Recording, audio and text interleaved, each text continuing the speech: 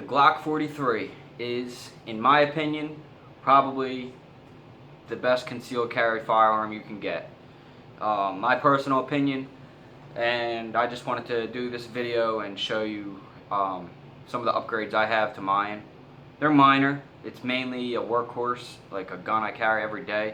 I didn't want to get too crazy with doing stuff to it, so for reasons that I carry it every day. So let's just get into it. So first, as you can see, it's very concealable.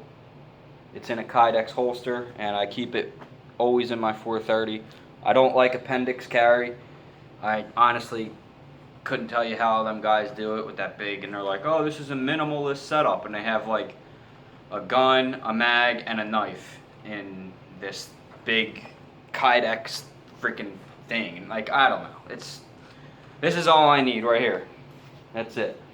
Sometimes, once in a while, and it isn't a lot, I'll put the extra mag in my pocket with the Neo Mag magnetic clip. Once in a while, depends on the area I'm going to or whatever. Now, if I have that set up on me right now, this is 8 because this is a +2 from Terran Tactical, and then over here you have a +1, so you have 8 and 8 because I have one in the chamber. So you have essentially a Glock 19 with this little thin package. Now this is hot because I'm carrying it, so we're going to go ahead and safety check it. Let's throw that mag back in. I have a little string here on my shirt, and it's kind of bothering me. Anyway, put the mag back in there so you can get a better idea what how I like to carry it. I'll show you a bunch of the different magazines I have. This is the one I always keep in there most of the time. Depending on what I'm wearing, I usually always wear some kind of a flannel or a plaid shirt. Even in the summer, if anything, I just don't wear something underneath it if it's too hot. But I like to wear something like this that can conceal my firearm better. I do wear t-shirts too, but if I do and it happens to be a little too tight, what I'll do is I'll just throw the stock factory Glock 7-round magazine in there. I'm sorry, 6-round magazine. And it's not too bad, I have my trigger guard undercut. As you can see, it's double undercut. So that's why it gives you a little bit more room than normally. Normally your fingers would be down in that area, but since I can put mine up more, that's why you do an undercut. In case you guys don't know what that is, that's this little cut in the trigger guard right here. It's usually flat across. It's about as thick as this front area there. So you cut it with a Dremel. But that's only once in a while. So most of the time I just rock it with this one. There's your +2 or +1, gives you 1 in the chamber, so you got 8. And then you have your +2 here, and then you have a Glock 19. Boom. I never carry it like this. I mean, you could. Oops. You could carry it like that, right? Because then you have a ton of grip and you have 9 rounds. But the issue with that is you might as well just be carrying a Glock 19. The reason why you get a tiny gun like this is so you can conceal it better. At that point, I'm dealing with this thing sticking out. So, it's just kind of pointless to carry a tiny gun like that and make it bigger. The whole idea to get a GLoCK43, which is really thin. It's a single stack 9mm, as you can see. It's just a really thin, lightweight gun. You can hardly even tell it's on you. It's really, in my eyes, it's a lot better than the Shield because the Shield just doesn't fit me as well, and it just, it just fits me. You know what I mean? I love this freaking gun, guys, and it's very easy. Comes out, and obviously I safety checked it so you guys don't freak out. But what else do we got? So let's go over some of the upgrades I have to it. First thing you're going to notice is the stippling, obviously. It's not the greatest, but let me tell you something. It works, and it doesn't tear up my skin. I did it myself. It was my first one. So I've gotten better at it. Like, up here, I screwed up. I shouldn't have went that high. So I had to sand that out smooth because it was tearing up the top of my area here, practicing with it. The top of my thumb knuckle. So I smoothed that out. It used to go all the way up like it does on this side.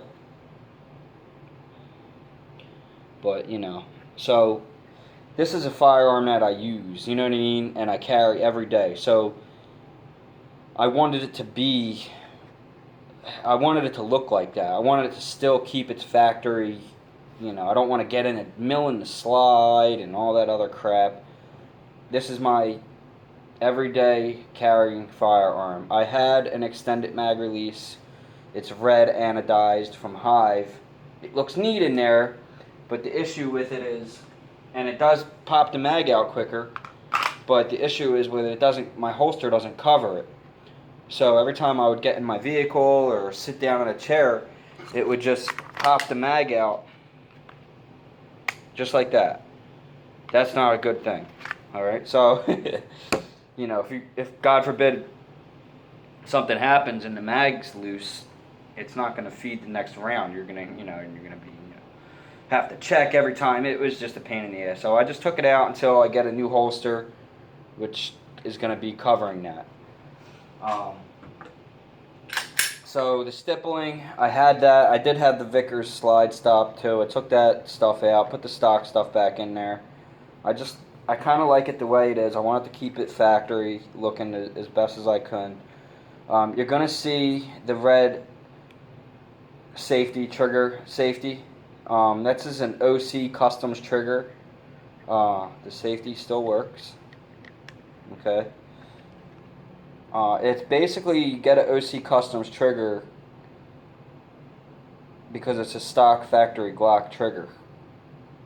That's why you get one of those.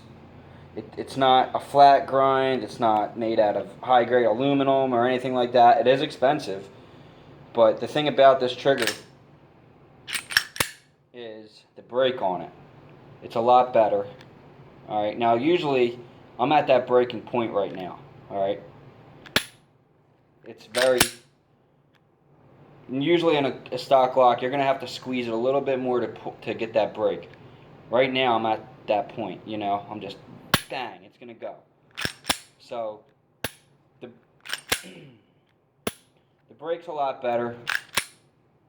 There's a reset. And it's not too crazy. It's probably like maybe a couple pounds than it was, which is like 7, I think, on the 43 on this. I didn't measure it officially, but I don't know.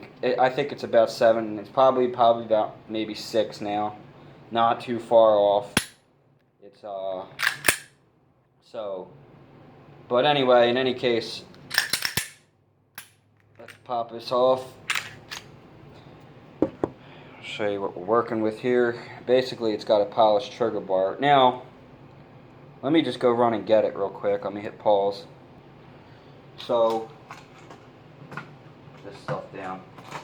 Here's your stock factory Glock trigger. 43 trigger. It's the same exact thing. It's just got a red safety on it. You can actually get it just like this too. The only difference is I polished my trigger bar, so it's going to look pretty nice. They don't normally look like this when you buy them. They're like a matte aluminum look, but I polished mine. That's going to help it a little bit, but it's not going to solve your break. The only difference in the back is the ghost connector, and that just, it's not crazy. It's just a little, the ghost connector. Here's the old connector. Basically,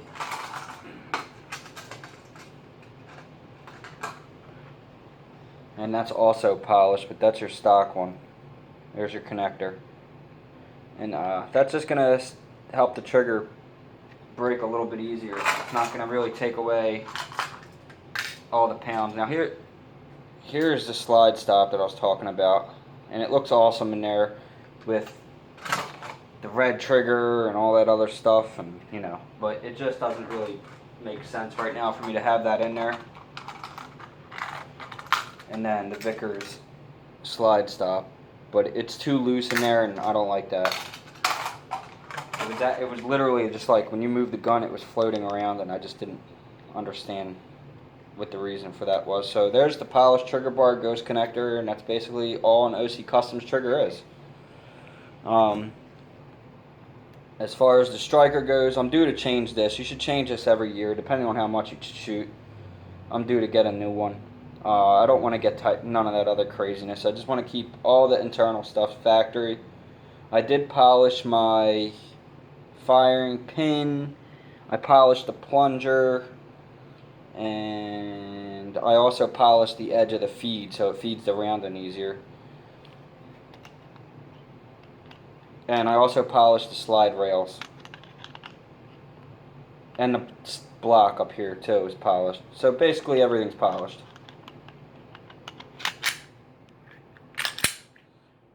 Alright, so also Trijicon night sights. You can see that big orange dot. It's very easy to catch during the day. You can really catch sight A. You can see the tritium. This is steel, the backing plate. A little come and take it Mavunavi. The undercut. One cut there, there's two there. It's also stippled underneath. Give you a little grip on that finger. Over here, I also stippled it a little bit to give me a spot where I can find my finger easily, so you can keep it off the trigger. Just a little reference area. But that's basically it for my GLoCK43, and that's how I like it. I don't want to do nothing else to this. It's getting its little wears and tears from the holster, and I carry this thing every single day. I really don't leave without it. If it's not on me, it's in my backpack in the holster, inside there, or it's locked up in there if I gotta leave it in my car for some odd reason, which is never. So I have a bunch of extra mags. I have another +1 Taran. I have a +1 from Hive, which I usually have in there for photos because it just looks cool. Photos on Instagram, I usually throw that one in there. I use it a lot at the range. I never really carry it with that. I know a lot of guys that do. It doesn't actually print too bad with this, but I just kind of like the flat +1. I don't see all the reason for all that extra room for one round. It just doesn't make much sense for me. So I kind of just like it just like that. Gives me that extra round. Nice look to it. Still looks good. I kind of might want to get a red one to match the trigger, but I'm not sure yet. The Hive one does look cool in there though. I will give it that. And like I said, mainly I use that for photos and stuff like that. I wish it said Hive on this side because I don't like taking photos with my serial number. Most of the time I'll blur them out or whatever. But, not that, I guess it really doesn't matter, but, I just kind of wish I had it on both sides. So, but yeah, there's your Hive. And then I do have another stock factory pinky extension one. I have one of these that's stippled, but this is just your 6-round. And I also carry your 147 grain flex locks, or I'm sorry, 147 grain Ranger SXT hollow points. So this I heavier grain round. I don't ever usually have those in there. They're just in there for a backup. These are the rounds I carry. They're your Hornby's, your 135 grain flex locks. It's got the little rubber insert to rip through the clothing or whatever, so the hollow point doesn't get caught up in clothing. That's what that's for. Ballistic testing on them rounds is unbelievable. You should check it out. Like I said, the holster I use is just from, it's called Klinger Holsters, but I have an Omega holsters clip on there because my other clip was getting worn up and just kind of being loose. This holster's about had it though, so I'm due for a new one because I'm not digging the can't anymore. The problem is when you have a can't clip like that is no matter what you do, the gun's constantly going to want to ride this way. Okay, it's just inevitable. When you sit down, when you move, whatever. It's like this, but you got to constantly adjust it. And I don't know about you, but I don't like walking around public like this, twisting around, it's too obvious, and it's just, my thing is to be inconspicuous about carrying a firearm. That's the point of concealed carry. You know what I mean? There's no reason to raise attention. There's no reason to show off about it. There's no reason to open carry. It's an open carry state, but I don't do it. I mean, people do it because it's comfortable, but, if I was carrying a Glock 19, I might, but only if I'm, I wouldn't do it in the city because you're just going to raise too much attention to yourself. Maybe not me, because most people will probably think I'm a cop or something anyway. But you can open carry in PA, but as long as you can, you see these YouTube videos, these people open carrying in PA, they get harassed by the cops, and, I don't have to give you my ID. It's your responsibility to carry your identification with you. If you're going to open carry, do it right. There's no reason to make a hassle out of it. There's no reason for that. Then you're just looking for trouble. You go, what's his name? Moody. I forget his name. But he's always running down the street of Philadelphia, open carrying, and he's getting harassed. And then he's like, my Second Amendment, I did nothing wrong, so you can't ID me. And, that's true. If somebody has done something wrong, you can't ask for their ID in PA. They have to do something illegal for you to ask for their identification. But as a responsible firearm owner, if you're going to open carry a gun, and you're running down the street with it, first of all, in a neighborhood where there's constantly shootings, what do you think's going to happen? I mean, yeah, dude, bring your ID. So if the cop says, yo, you got your permit for that? Because there's people that don't. So they don't know, you don't. It's not on your head, I have a license to carry, like a L like this. You know what I mean? It's just crazy. So anyway, just be responsible about it. So the whole thing is conceal. This is the way to do it. The issue I have is the thing always wants to go like that, and once that happens, it wants to pop out of there, and it does. And I don't know if it's because of this holster design or whatever, so what I'm going to do is, because I like this holster. This is from Tarrant Tactical. Alright. It's another holster I have, but one, it doesn't cover the thing, and two, it's not Canon, so it prints easier.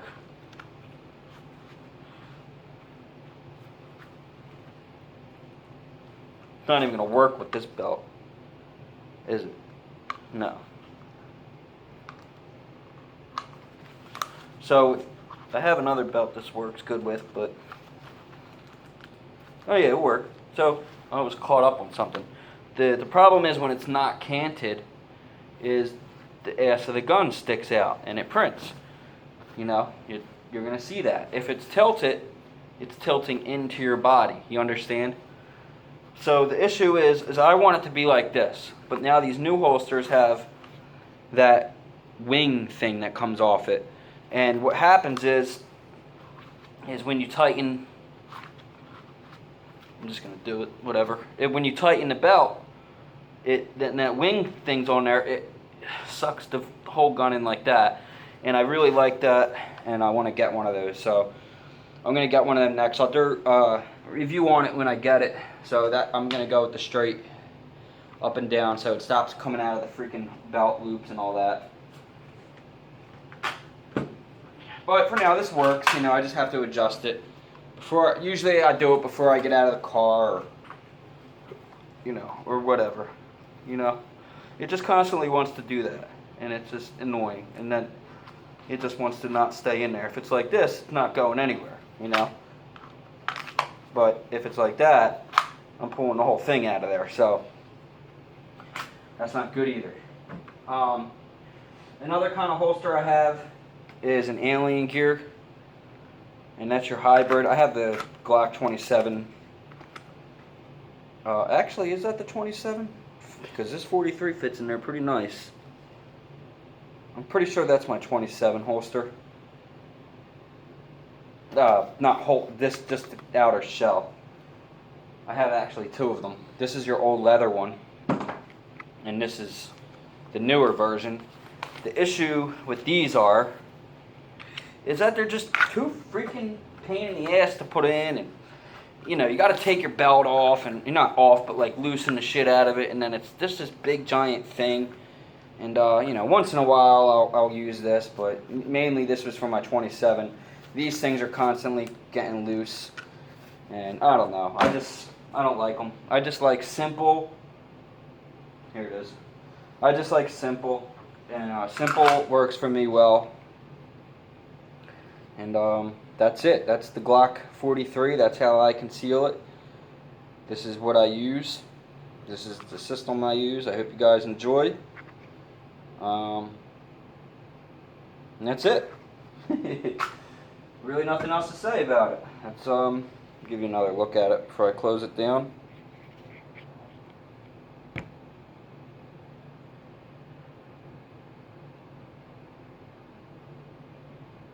It's an awesome firearm too, man. This thing, it's a little banger. As you can see, you could pick that orange. You know, a lot of people have problems with their night sights because you can't see them during the day, but you're going to have a tough time not picking up that orange dot. I mean, boom, there it is. I mean, it's a lot, in person it's a lot better. You know, you really pick it up fast.